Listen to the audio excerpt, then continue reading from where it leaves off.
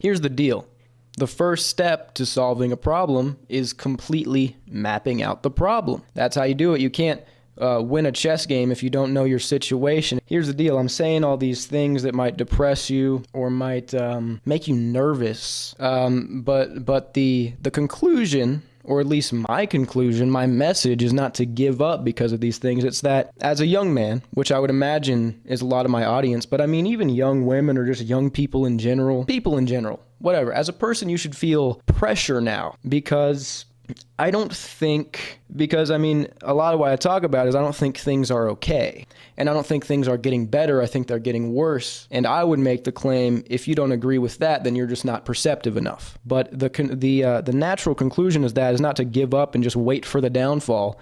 It's that you need to be on your shit more than ever. You need to be more focused than ever. There are many different ways of responding to becoming. You could become disheartened. And one of the common things is you go all deep into self-improvement, grind set, and there, part of it is kind of cringe.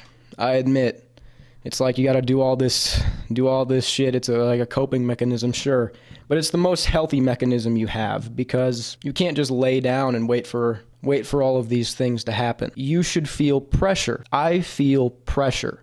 I can't just keep on doing what I have to do. I don't think.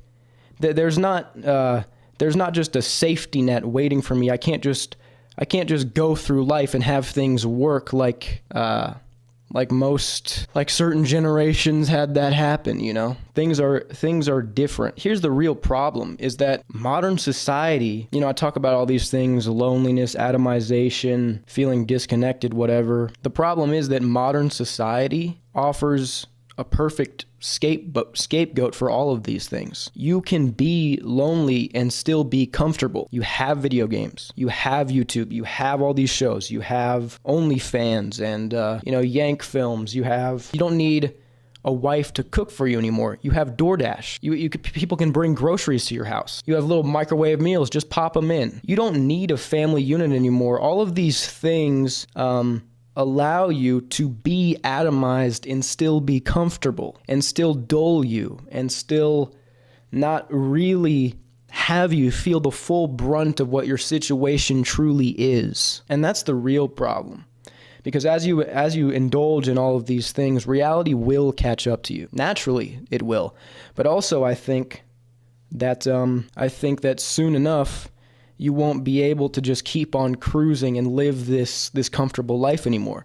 Soon enough, unless you have rich parents or something, you're not, maybe not. Maybe that's going to be accounted for too in some ways, and you can always live in this comfortability. There are different ways it could play out, but the way it's looking, with inflation and all this stuff, you're not going to be able to support this constant coping lifestyle anymore. You're not even going to be able to have these basic things. But by then it'll be too late. The only reason there hasn't been a revolution yet is because in society now there is a perfect, you can have all these problems and still be comfortable.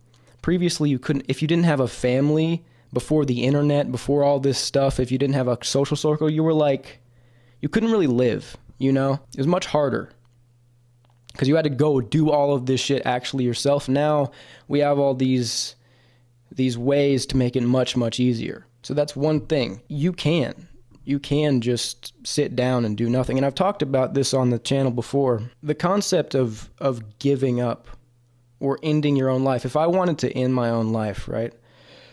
I wouldn't just, use a gun or a rope or something like that. The way most people do it is indirectly, through escapism, through drugs, through constant coping, serious addictions, alcohol, and to a lesser scale, similar things can be said about the things I talked about with the constant consuming. That is what has allowed society to keep on trekking along, even though most of these people really have nothing of substance to live for. And the thing is, I talk about all these problems, yada yada, but it seems like a lot of guys are They say they're not happy with their situation, but they kind of are, because they're not doing anything to really change it, because they're comfortable. Because you can be comfortable. Constant comfort is offered you. Constant instant gratification. You don't have to get up and really try. But I think if you keep on living that way, there will be a rude awakening. And when I talk about my doomeristic predictions for society, which you may or may not agree with, my message is not to just lay down and wait for it to happen. My message is that because of these things, it is all the more reason to start. You have to optimize every part of your life. You have to feel pressure, feel energy. You have no time to be depressed, lazy, nervous, doubting yourself. You have to walk with purpose and know what you want out of life. Have clarity.